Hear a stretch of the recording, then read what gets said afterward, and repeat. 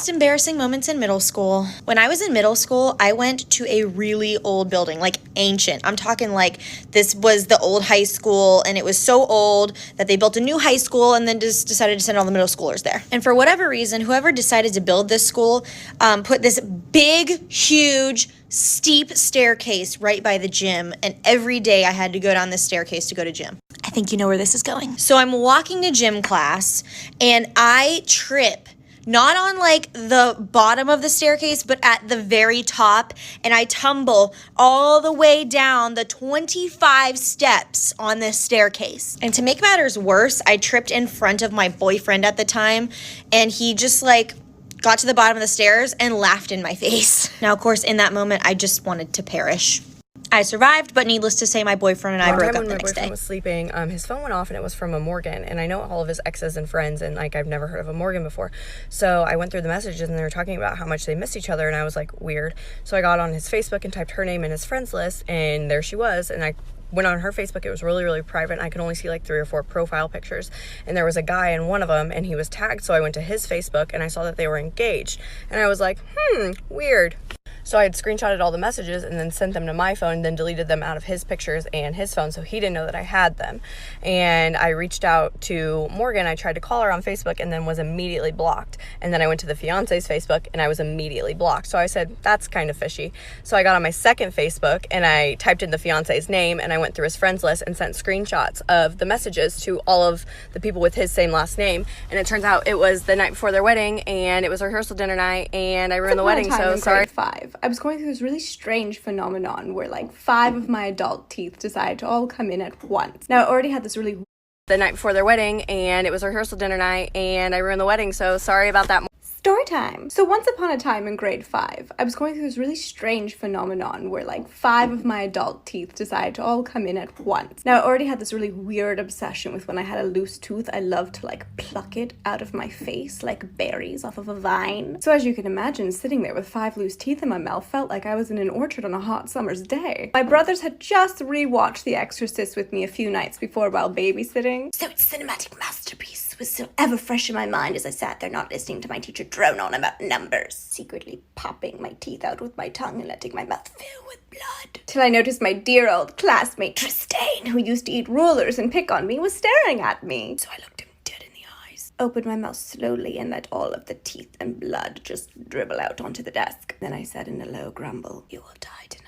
He started screaming, and then I had to go to my church. Best friend waxed off my eyebrow in my sleep, so I cut her hair. So a little background information. I was 14 and in 8th grade, and my best friends and I were having a sleepover. And right before we had went to sleep, we were all talking about this one TikTok trend that was going around. It's like this trend where girls would go and put wax on their boyfriends while they were sleeping and then take it off. Well, I didn't think anything of it, so that night I went to sleep. I should have knew this was gonna happen because I'm always the butt of the joke whenever it comes to our friend group. Like, I'm always the one getting picked on. Like, there was this one thing that my friend Ashley saw online. It was like, if you put white nail polish on your teeth, it would make your teeth whiter. So who did they decide to try it out on? Yup, me. And yes, I could have said no, but these were my best friends. I didn't think that they would intentionally hurt me. Anyway, so like I said, I go to sleep, and all of a sudden I wake up in the middle of the night to something very, very, very hot on my face. I open my eyes, and all of my friends are standing above me with their flashlights on. Like for part 2. Part 2 about how my best friend waxed off my eyebrow while I was asleep, so I cut her hair. So like I said, went to sleep, didn't think anything was gonna happen, and then I wake up and all of them are standing above me with their flashlights on. And then I realized that Ashley has a stick in her hand. Once I realized that there was wax on the other end of the stick, I started screaming. So then Kelsey decides to cover my mouth. She's like, shh, it's not that bad, I promise, like, don't worry. I get up real quick, I run to the bathroom, and there's like this pink transparent wax on my eyebrow. It was about 3 a.m. and we're all sitting there trying to find ways to get this wax off of my eyebrow. Well, then Amber goes, I'm tired of this, grabs it and rips it off my forehead. So I'm crying at this point. Like, I'm in 8th grade, I'm about to have my glow up, and y'all gotta ruin it with taking my eyebrow off. So nobody went to sleep for the rest of the night because they thought that I was gonna do something to them. So I acted all cool. I was like, no, it's fine, I can just draw it on. When in reality, I was going to cut this hair. Like for part 3. Part 3 about how my best friend waxed off my eyebrow in my sleep, so I cut her hair. So like I said, nobody went to sleep for the rest of the night. I acted like it was okay because I was plotting in my head that I was going to cut one of their ponytails off. So I go over to their house next week, and every single day that week they were telling me how good my drawn on eyebrow looked. It didn't actually look good, and none of my hairs were growing back. So around 12 o'clock, all of us are ready to go to bed. I'm laying down pretending that I'm sleeping, and they think I'm sleeping, so they're over there talking about me on her bed, Ashley's bed. I wasn't sure which one's eyebrow I should rip off because the one ripped off my eyebrow, but then the other one put the wax on my eyebrow. They were like, she's sleeping. I don't think she's gonna do anything. She doesn't even have the balls to do anything. So around 4 in the morning, everybody is dead asleep. I get up, and Ashley had her hair in a ponytail. So that was easy enough. I grabbed a pair of scissors out of my book bag, and I cut her hair off. My sisters almost got kidnapped. So my mom and her boyfriend were just going to go out and have a night to themselves, and I was home watching my 2 little sisters. At the time, I was 13, my 2 little sisters were 9 and 6. So around 6 p.m., my mom and her boyfriend leave. Me and my sisters just sit down and watch a movie, and then I get up to make them dinner. I get paranoid really easily, and while I was making them dinner, I look out the kitchen window, and I thought I seen somebody in the backyard. I text my mom and she gets on the cameras that are outside and she said nobody was out there. I continue making them dinner, we sit down and eat, and then we start watching another movie. Then we start hearing knocking. It wasn't coming from any of the doors, it was coming from the side of the house. I didn't want to bother my mom on her one night out, so I just took the kids and we went upstairs and watched a movie in my room.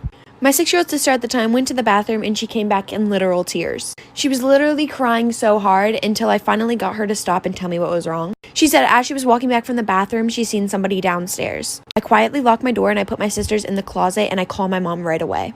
I'm running out of time, like for part 2 of how me and my sisters almost got kidnapped. I called my mom and then she looked on the cameras downstairs and somebody was in the house. She never told me what the person was doing. I guess she just didn't want me worrying, but she called 911 right away. While my 2 little sisters were in the closet, my 6-year-old sister would not stop crying and I'm pretty sure the person downstairs heard her. At this time, my mom and her boyfriend were already on the way and so were the police. I heard him coming up the steps, so I quietly opened the closet door and promised my sisters that they would stay quiet and be calm no matter what. I didn't know what he was here for, so I hid in the side of the bed in front of the closet so that he would get to me before he got to the girls. I heard him just rummaging through stuff and stuff breaking. Then a couple minutes later, I hear the police sirens. Right as I hear the police sirens, I hear our bedroom window smash. While trying to stay as calm as I can, 3 policemen bust down the door. They grab me and my sisters and take us outside. About 5 minutes after they take us outside and put us in the back of their car, my mom and her boyfriend shows up. About 20 minutes later after he was caught, they did notify us that he was wanted for murder of 2 younger girls and 1 adult male. About $10,000 of our stuff was either missing or broke. Then about a month later when we were capable of So if you didn't know, I have a sister, and her name's Ashley. And we both have boyfriends. And every night we both fall asleep on the phone with our boyfriends. So one day we're all hanging out and we're like just talking. And my sister's boyfriend looks at me and he's like, you need to stop going into your sister's room in the middle of the night. And I look at him and I'm like, what are you talking about? I don't have a reason to go into her room. Like, I don't go into her room, especially in the middle of the night. Then my boyfriend hops in the conversation and he's like, no. He's like, no, I hear Ashley go into Kayla's room every night and stare at her. So me and my sister both look at each other and we're like, we don't go into each other's rooms, do we? And we agreed that we do not. And they said this has been going on for months. So for months, somebody or something has been going into me and my sister's room for about 15 minutes every night and watching us sleep. But it only gets worse. And you see me at the bar and think that if you buy me enough drinks, it means that I will go home with you. You, sir, are disrespectful. And I will 100% run up your tab and I'll leave. Being an idiot is on you. Being disrespectful is on you. So, thanks for the drinks.